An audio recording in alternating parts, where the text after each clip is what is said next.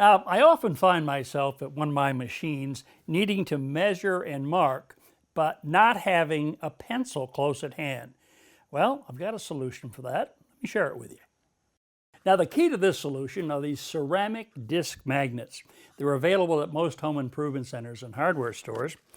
They come in a package like this. They're very inexpensive. I'm just going to take one of these off. And what I want to do is attach this to the pencils. Now, there are a couple of ways I can attach the magnet. One is to use a CA or cyanoacrylate glue. I'll just put a drop of it right here.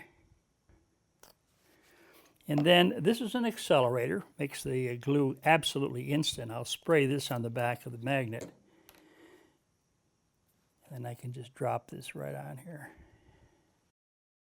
Now, another way to attach the magnets is with hot melt glue. Just put a dollop right here. And drop the magnet on. I've put these magnetic pencils on my drill press, miter saw, bandsaw, and table saw.